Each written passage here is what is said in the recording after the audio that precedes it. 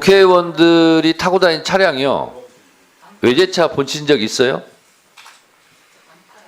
보신 적 있습니까? 없습니까?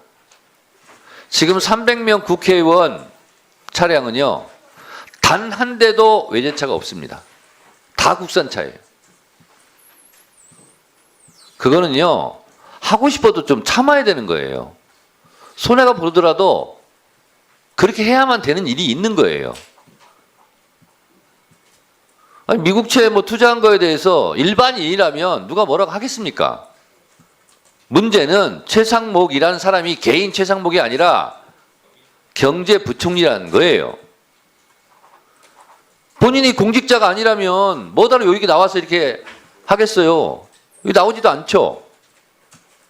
그런 부분에 대해서 좀 더 몸가짐을 조심해야 된다 하는 차원에서 얘기를 하는 거예요. 그러면 그 부분에 대해서 공직자로서 참 사려 깊지 못했습니다. 오해받을 소지를 한 제가 잘못입니다. 이렇게 얘기하면 되는 거예요. 그리고 국민들이 알아서 판단하는 거예요.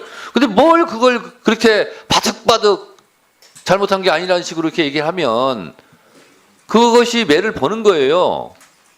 아니, 국회의원이 벤츠 타고 다닐 수 있죠. 불법 아니죠. 근데 안 한다는 거예요. 그런 점에 비추어서 제가 계속 같은 이유를 지적하는데 공직자로서 개인적으로 억울한 부분이 있고 손해보는 부분이 있을 수 있죠. 그게 공직자예요. 그런 부분에 대해서 왜 이렇게 사려 깊지 못합니까? 질문한 답변 태도가 답답합니다. 그래서 제가 다시 한번 말씀드리는 겁니다. 국무위원은 대통령을 보좌하는 역할이죠. 네, 그렇습니다. 네, 대통령이 지금 파면됐어요. 그럼 보좌를 어떻게 한 거예요? 최소한의 도덕적 책임은 지금 있는 거예요. 윤리적 책임은 있는 겁니다. 그렇죠?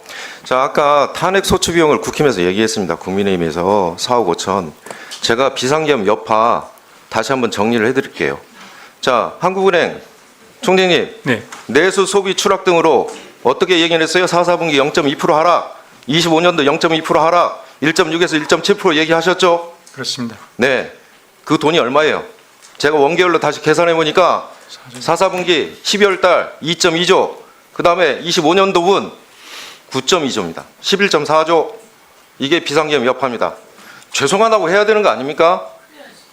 부총리? 그 다음 그때 주식시장이 114조 사라졌어요. 시총이. 투자자들은 아무 이유도 없이 114조가 날라갔어요. 장관으로서 금융위원장, 금감원장, 비상계엄 여파로 114조가 서민들의 꽁꽁 묻어둔 주식에 묻어놓은 돈들이 사라져 버렸어요. 어떻게 책임지실 거예요, 이거? 장관님, 환율은 어떻게 튀었어요, 그날부터? 그날 1,402원부터 시작해서 네, 계속 올라갔었습니다. 네. 60원, 70원까지 올라갔잖아요. 네, 그렇습니다. 자, 작년 23년도 국채, 미국채 매입할 때 국채 투자하기 가장 좋은 때예요. 안 그렇습니까? 고금리에 국채 가격은 저점에서 흐르고 있고, 자, 환율 튀었으면 미국채 산 거 아닙니까? 달러 아닙니까? 달러 자산. 금감원장님, 네. 달러 자산 15만 불 이상 가져본 적 있어요? 없습니다. 미국채 가져본 적 있어요? 없습니다. 그럼 금융위원장님, 미국채 가져본 적 있어요? 없습니다. 달러 자산 15만 불 이상 가져본 적 있어요? 없습니다. 한국은행 총재님, 통화정책 담당자로서 달러 자산 15만 불 이상 가져본 적 있어요? 제가 IMF 근무할 때는 월급 받았기 때문에 있었습니다. 월급으로 가지고 있었죠. 그때는 근무했으니까. 그런데 자산 투자도 했었습니다. 네. 자, 그러면 수장님, 경제수장님, 외환관리 최종 수장입니다. 신호 메신저가 지금 수장이 국채 투자했어요. 신호가 어떻게 했어요? 자, 지금 채권 투자 적정할 시기다. 지금 강남에서 붐 불고 있다. 나도 하자. 이런 식으로 보내주는 거 아니에요. 외환관리 당국자 이해 충돌이에요. 채권시장 다 알고 있고, 금리 다 알고 있고, 국채 네, 정리해 주세요. 이용되는 다 알고 있고, 저점에 서는 거 다 알고 있고. 장관이 그걸 사셨어요 지금. 자, 환율 튀었을 때 손뼉으로 박수 쳤어요? 아니면 의원실장 안정하기 위해서 자기 직무에 충실하기 위해서 했습니까? 둘 중에 하나를 했을 거 아닙니까? 저는 저 의원님 저 답변 좀 하겠습니다. 네, 이거 시간이 답변하세요. 네, 네.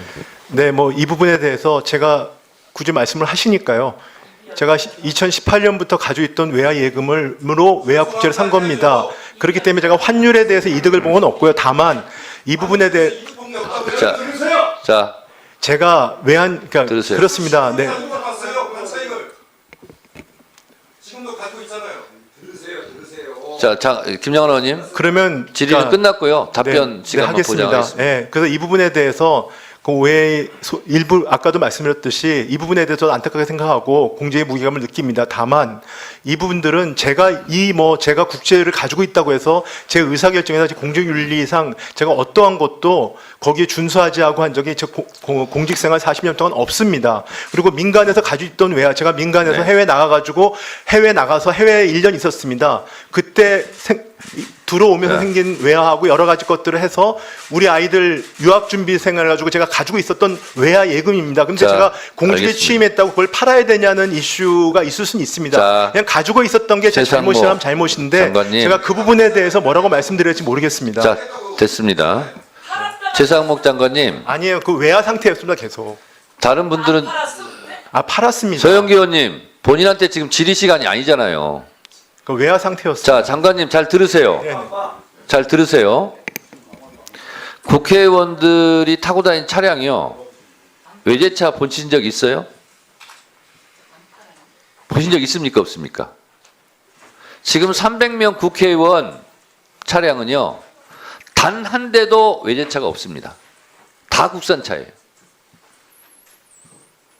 그거는요. 하고 싶어도 좀 참아야 되는 거예요.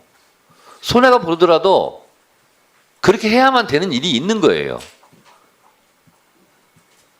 아니, 미국채 투자한 거에 대해서 일반인이라면 누가 뭐라고 하겠습니까? 문제는 최상목이라는 사람이 개인 최상목이 아니라 경제부총리라는 거예요. 본인이 공직자가 아니라면 뭐다로 여기 나와서 이렇게 하겠어요. 여기 나오지도 않죠. 그런 부분에 대해서 좀 더 몸가짐을 조심해야 된다 하는 차원에서 얘기를 하는 거예요. 그러면 그 부분에 대해서 공직자로서 참 사려 깊지 못했습니다. 오해받을 소지를 한 제가 잘못입니다. 이렇게 얘기하면 되는 거예요. 그리고 국민들이 알아서 판단하는 거예요. 근데 뭘 그걸 그렇게 바득바득 잘못한 게 아니라는 식으로 이렇게 얘기하면 그것이 매를 보는 거예요. 아니, 국회의원이 벤츠 타고 다닐 수 있죠. 불법 아니죠. 근데 안 한다는 거예요. 그런 점에 비추어서 제가 계속 같은 이유를 지적하는데 공직자로서 개인적으로 억울한 부분이 있고 손해보는 부분이 있을 수 있죠. 그게 공직자예요. 그런 부분에 대해서 왜 이렇게 사려 깊지 못합니까? 질문한 답변 태도가 답답합니다. 그래서 제가 다시 한번 말씀드리는 겁니다. 박준태 의원님 질의하세요. 예, 이창열 총